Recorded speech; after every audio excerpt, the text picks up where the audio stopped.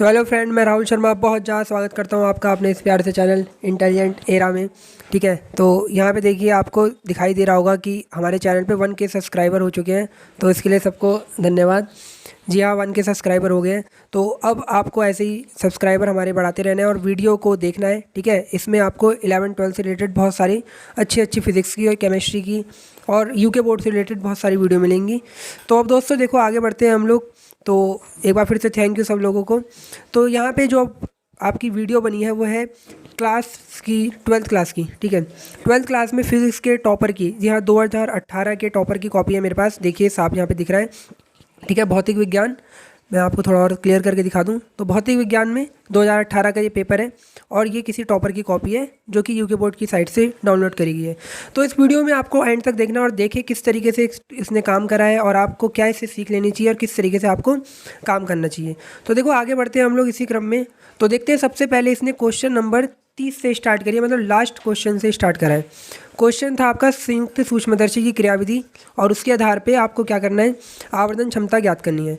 तो देखो इसने किस तरीके से क्वेश्चन का आंसर लिखा है, बहुत अच्छे तरीके से इसने हेडिंग का यूज़ करा है, संयुक्त सूक्ष्मदर्शी, और उसके बारे में बताया कि आखिर क्या करता है ये। ठीक है, फिर एक बहुत ही अच्छा सा डायग्राम बनाया इसने साफ साफ। फिर रचना, देखो रचना पे इसने कोई ज़्यादा टाइम वेस्ट नहीं करा, पॉइंट टू पॉइंट आंसर लिखा है। और क्रियाविधि भी बिल्कुल पॉइंट टू पॉइंट। देखो हम लोग क्या करते हैं, ज़्यादातर इसमें बहुत ज़्यादा लॉन्ग करने की कोशिश करते हैं और ये 5 नंबर का क्वेश्चन है। तो देखो ज़्यादा लॉन्ग भी सही नहीं रहता, आपको टाइम भी देखना है और आप जितना भी लॉन्ग लिखेंगे मिलना तो आपको 5 नंबर ही है। तो इसलिए सूटेबल लिखें और सही लिखें बिल्कुल। तो ध्यान से देखो इसने किस तरीके से क्रियाविधि लिखी है, पॉइंट टू पॉइंट। ठीक है, अच्छी अच्छी राइटिंग में। फिर आवर्धन क्षमता के लिए इसने फॉर्मूला लिखा है। तो कोई ज़्यादा इसने देखो बड़ी लाइन नहीं लिखी, कोई भी बड़ी लाइन इतनी नहीं लिखी। ठीक है, सीधा सीधा इसने आवर्धन क्षमता का व्यंजक मेन वाला लाया। उसके बाद प्रतिबिंब अनंत पर हो तब सीधा डायरेक्ट इसने लिख दिया, और स्पर्श दृष्टि की न्यूनतम दूरी पे हो तब इसने उसके लिए कर दिया है पूरा का पूरा डेरिवेशन। उसके बाद हम आगे बढ़ते हैं। फिर बायो सेवर्ट का नियम था। ठीक है, यानी कि क्वेश्चन नंबर 29। तो बायो सेवर्ट का नियम भी इसने पॉइंट टू पॉइंट लिखा है, कोई ज़्यादा बड़ी चीज़ खींचने की कोशिश नहीं करी। ठीक है दोस्तों, अब आगे बढ़ते हैं दोस्तों। देखो फिर आता है दो समांतर धारावाही चालकों के मध्य लगने वाला बल। 29वें क्वेश्चन का सेकंड पार्ट है का बायो सेवर्ट का नियम था, और सेकंड पार्ट है इसका दो समांतर धारावाही चालकों के मध्य लगने वाला बल। तो दोस्तों देखो इसमें इसने क्या करा है, पॉइंट टू पॉइंट आंसर लिखा है। देखो आंसर पढ़ने की कोशिश करो आप लोग। देखो आंसर में क्या लिखा है, दो समांतर धारावाही चालकों में धारा प्रवाहित करने पर उत्पन्न क्षेत्र के कारण वे एक दूसरे पर कुछ बल आरोपित करते हैं। ठीक है, जो आकर्षण का होता है। अगर धारा समान में दिशा में बह रही है तो वो आकर्षण का होगा, और यदि विपरीत दिशा में बह रही है तो लगने वाला बल प्रतिकर्षण का होता है। फिर इन्हें जो ये डायग्राम बनाया उसके बारे में लिखा है कि माना दो समांतर धारावाही तार हैं जो परस्पर स्मॉल r दूरी पर हैं। क्लियर।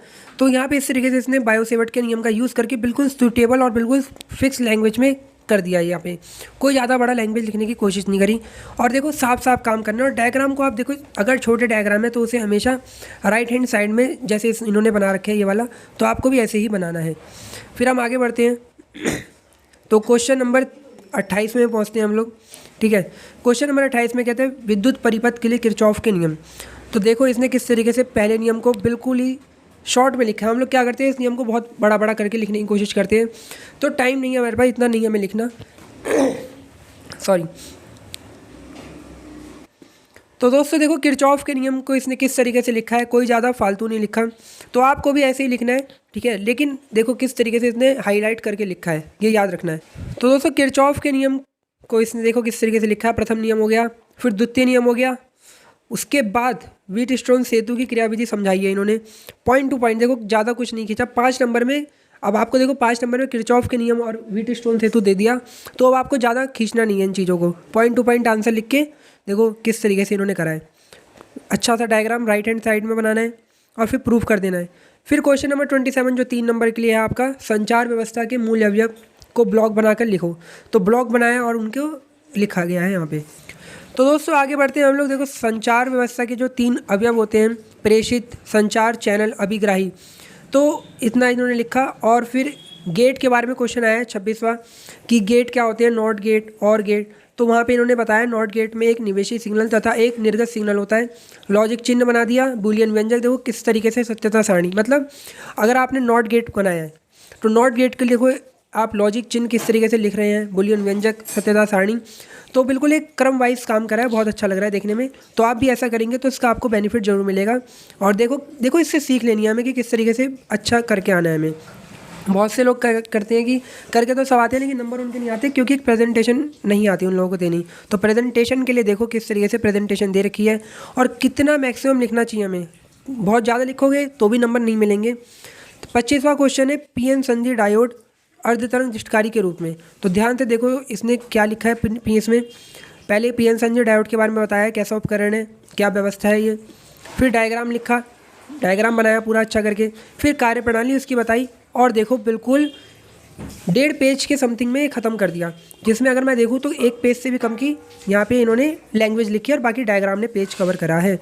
तो आपको भी इस तरीके से ही करना है। देखो ज़्यादा नहीं लिखना, मैं बार बार ये बता रहा हूँ कि 3 नंबर का सवाल है, आपको 1 से 1.5 नंबर आपके डायग्राम में मिल जाएंगे। बाकी रही थ्योरी, तो आप अगर इसमें इतना टाइम वेस्ट करेंगे तो मिलने आपको 1.5 नंबर ही है, इतना याद रखिएगा। फिर डी ब्रॉगली तरंग दैर्घ्य, तो डी ब्रॉगली तरंग दैर्घ्य के बारे में बताया और सीधा सीधा पॉइंट में उसका आंसर लिख दिया है। किस तरीके से लिखा है आप देख लें। आगे बढ़ते हैं तो क्वेश्चन नंबर 22 में कहता है प्रकाश का व्यतिकरण। तो प्रकाश के व्यतिकरण को देखो इन्होंने किस तरीके से लिखा है। जब दो कला संबंध स्रोत समान आवृत्ति की किसी माध्यम एक दूसरे पर आरोपित होते हैं तो इस तरीके से इन्होंने लिखा है, जो कि यहाँ पे पूरा शो नहीं किया गया है। 24वें क्वेश्चन में पढ़ते हैं हम लोग हाइड्रोजन स्पेक्ट्रम की श्रेणियों के बारे में। लाइमन बामर ये आती हैं, 5 प्रकार की होती हैं, आपको पता होगा। तो पांचों प्रकार को जब देखो लाइमन श्रेणी है तो उसमें बताया उन्होंने कि जब इलेक्ट्रॉन N2 बराबर 2, 3, 5 से N1 एक कक्षा में संक्रमित करता है तो प्राप्त श्रेणी लाइमन होती है, सूत्र लिख दिया। ऐसे ही पांचों के बारे में इन्होंने बिल्कुल सूटेबल लैंग्वेज में बताया है, ठीक है। और फिर क्या होता है उसको भी बता दिया, ठीक है। तो देखो यहाँ पे ये व्यतिकरण का जो सवाल था, व्यतिकरण क्या होता है, तो यहाँ पे इन्होंने इस तरीके से नीचे कर रखा है वो, तो ये थोड़ा पेज की प्रॉब्लम हो गई होगी। तो व्यतिकरण पूरा बताया इन्होंने और संपयोशी और विनाशी व्यतिकरण की शर्तें लिखी और 3 नंबर पा लिए होंगे क्योंकि बहुत सूटेबल काम करा है। फिर आता है क्वेश्चन नंबर 19 में हम लोग पढ़ते हैं विद्युत फ्लक्स क्या होता है और गॉस की प्रमेय। तो विद्युत फ्लक्स बताया, देखो राइट का निशान भी है, गॉस की प्रमेय का वो लिखा स्टेटमेंट और फिर इसका गणितीय रूप बिल्कुल पॉइंट टू पॉइंट में ख़त्म कर दिया। और ब्रैकेट में आपका जो फॉर्मूला आएगा उसको आपको ब्रैकेट में लिख के दिखाएंगे आप, तो अच्छा रहेगा, हाईलाइट करेंगे। फिर क्वेश्चन नंबर 20 विद्युत चुम्बकीय प्रेरण, ठीक है। विद्युत चुम्बकीय प्रेरण क्या होता है वो बताया। फैराडे के 2 नियम होते हैं तो उसके बारे में इन्होंने बिल्कुल पॉइंट टू पॉइंट आंसर लिखा, तो इस तरीके से आपको नंबर मिल जाएंगे। फिर क्वेश्चन नंबर देखो इन्होंने 1-1 नंबर के स्टार्ट करे, ठीक है। विद्युत क्षेत्र की तीव्रता का मात्रक, आपको क्या करना है, आपको 4 ऑप्शन देंगे इसमें, तो ऑप्शन में से आपको जो सही लगे आप सीधा उसका आंसर भी लिख सकते हैं। इन्होंने पूरा लैंग्वेज में लिखा। जैसे सेकंड वाले क्वेश्चन को देखो लॉरेंज बल होगा तो डायरेक्ट लॉरेंज बल, ठीक है। IRMS is equal to I0√2, तो इस तरीके से आपको करना है। चौथा क्वेश्चन भी 1 नंबर का ही क्वेश्चन है लेकिन एक छोटा सा न्यूमेरिकल है, तो सीधा पॉइंट टू पॉइंट आपको उसका आंसर लिखना है। देखो 1 नंबर के क्वेश्चन में ज़्यादा कुछ नहीं लिखते, पॉइंट से आंसर लिखो बिल्कुल। 5वां क्वेश्चन में देखो बताया यहाँ पे। 6ठे क्वेश्चन में आइंस्टाइन की समीकरण बताई और 7वें क्वेश्चन में जो आपका ऊर्जा कितनी निकलती है 1 ग्राम के लिए वो बताया। PNP ट्रांजिस्टर का प्रतीक चिन्ह बताया। फिर आते हैं 9वें क्वेश्चन में जो कि 2-2 नंबर के क्वेश्चन स्टार्ट होते हैं यहाँ से। तो एक न्यूमेरिकल है जो कि आपको देखो इन्होंने कितनी जल्दी कितनी स्पीड में ख़त्म करा है, मतलब देखो तो कितना छोटा करा है। इसमें आपको ज़्यादा थ्योरी नहीं लिखनी, आपको पॉइंट टू पॉइंट आंसर लिखना है। कि जैसे इसमें सेंटर पे पूछ रहा है विभव, ठीक है, तो सेंटर पे विभव के लिए आपने क्या निकाला, आपने दूरी निकाली AD, फिर उसका आधा कर दिया, क्लियर। फिर कर्ण के मध्य बिंदु जो होगा वो हमारा जो भी दे रखा है उसकी दूरी निकाल के हम लोग 1 मीटर दूरी निकाली, तो केंद्र पर विभव निकाल दिया। देखो चारों के कारण केंद्र पर विभव सीधा 4 से गुणा करके डायरेक्ट आंसर और 2 नंबर मिलेंगे, ठीक है। तो इस तरीके से आपको काम करना है। फिर क्वेश्चन नंबर 10 में समांतर प्लेट संधारित्र क्या होता है, उसके लिए आपको उसकी जो धारिता होती है उसके लिए फॉर्मूला ड्राइव करना था। तो अब क्या कर दिया इन्होंने, देखो पॉइंट टू पॉइंट, कुछ ज़्यादा बकवास नहीं लिखी, सीधा आप आंसर लिखा, क्योंकि 2 नंबर में आपसे सीधा पूछा गया है समांतर प्लेट संधारित्र की धारिता के लिए सूत्र। तो आपने सीधा डेरिवेशन स्टार्ट करा, कोई लैंग्वेज नहीं लिखी।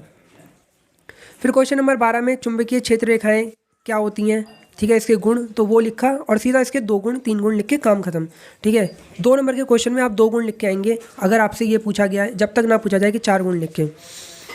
फिर स्वप्रेरण क्या होता है, स्वप्रेरण लिखा और उसके लिए स्वप्रेरक की परिभाषा दे दी, बात खत्म। 2 नंबर में इससे ज़्यादा आपको नहीं लिखना है। तो दोस्तों अगले क्वेश्चन पे बढ़ते हैं, जो कि है क्वेश्चन नंबर 14। इसमें आपको 2 नंबर के लिए एक न्यूमेरिकल दिया है ट्रांसफार्मर का। तो इसमें आप न्यूमेरिकल पढ़ के आपको गिवन विवन जो भी दे रखा है गिवन लिखेंगे। जैसे वीपी दे रखा है, वीएस दे रखा है, एनएस, और जो पूछ रहा है क्वेश्चन मार्क लगा दिया। उसके बाद सीधा फॉर्मूला लगाया 2 नंबर के लिए और डायरेक्ट आंसर पाया। अगर आप नीचे हाईलाइट करके ब्लैक पेन में फिर लिख देंगे तो और अच्छा रहेगा, जो कि इन्होंने यहाँ पे नहीं करा। तो आपको करना है लास्ट में जो आंसर आया उसको ब्लैक पेन से जोड़ लिखनी नहीं है। जैसे यहाँ पे प्राइमरी कॉल, पी माने प्राइमरी होता है, तो पहली कुंडली में जो फेरों की संख्या है वो 5000 आ रही है, तो आपको इसको ब्लैक पेन से लिख देना है कि अतः पहली कुंडली में फेरों की संख्या 5000। तो ये फाइनल आंसर होगा। तो ये ज़्यादा सही रहता है, 2 नंबर में आप इतना कर देंगे। उसके बाद रफ आपने जो बनाया होगा, देखो इन्होंने यहाँ पे रफ बनाया था तो वो यहाँ पे लिख दिया है, उसको काट देंगे आप। बी कॉपी कुछ इस तरीके से आपको मिलेगी। जो न्यू स्टूडेंट हैं जिन्हें अभी तक नहीं पता, तो बी कॉपी कुछ इस तरीके से होगी, ठीक है। तो ये नहीं बन रहा होगा उसमें, जो ये येलो येलो सा बन रहा है, तो इसके लिए देख लेना। 16वें क्वेश्चन में आपसे कह रहा है एक्स किरणों के 2 गुण। तो आपको एक्स किरणों के 2 गुण बताने हैं और उसके 2 उपयोग। तो ये तो बिल्कुल सुटेबल आंसर है, आपको इतना ही लिखना होगा, इससे ज़्यादा नहीं। अगर आगे बढ़ते हैं 16वें क्वेश्चन पे, तो निकटदर्शी दोष और दूरदर्शी दोष के बारे में पूछ रहा है। आपने उसके बारे में बता दिया होगा कि क्या दोष होते हैं और इसके लिए क्या करना चाहिए। कोई डायग्राम नहीं बनाना, देखो 2 नंबर में कुछ ज़्यादा नहीं करना। तो बहुत से बच्चे कंफ्यूज हो जाते हैं कि डायग्राम भी बनाएं, क्या करें, इतना लंबा हो गया 2 नंबर में। तो ऐसा नहीं करना, देखो नंबर देख के हमें उसके हिसाब से काम करना है। आपको 2 नंबर से ज़्यादा नहीं मिलेंगे, कहीं ऐसा ना हो कि आपके उनके चक्कर में नंबर छूट जाए या पुराने क्वेश्चन पूछे गए क्वेश्चन छूट जाए। क्वेश्चन नंबर 17 देखो, अर्धायु पूछ रहा है और एक छोटा सा न्यूमेरिकल दिया है। तो अर्धायु क्या होती है वो बताया और सीधा उस न्यूमेरिकल के लिए जो चीज़ दे रखी थी वो लिखा और फॉर्मूला लगा के सॉल्व कर दिया। फिर आपसे क्वेश्चन में 18 में कह रहा है व्योम तरंगे, आकाश तरंगे क्या होती है संचरण, तो वो बताया इन्होंने। 21वें क्वेश्चन में देखिए ध्रुवित प्रकाश क्या होता है और अध्रुवित प्रकाश, पॉइंट टू पॉइंट लिखना है। यहाँ पे आते हैं देखो इनकी स्पीड बढ़ चुकी है, साफ राइटिंग में देखना है। तो आपको एक ही स्पीड रखनी है अपनी, स्टार्टिंग से ही तेज़ स्पीड रखेंगे, एक ही राइटिंग बनाएंगे, उसका फ़ायदा मिलेगा। फिर अब 11वें क्वेश्चन को देखो, एक न्यूमेरिकल दिया है इन्होंने, सॉरी न्यूमेरिकल नहीं है ये, तो विद्युत धारा और अनुगमन वेग में संबंध है। तो आपको पॉइंट टू पॉइंट करना है और इस तरीके से इन्होंने पूरा काम कर दिया।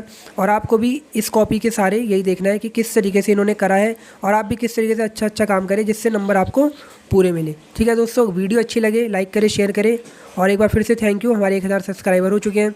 अपने दोस्तों को बताओ, अगली वीडियो केमिस्ट्री के बारे में मैं बनाऊँगा, ठीक है। तो ऐसे ही बने रहें चैनल के साथ। Thank you for watching.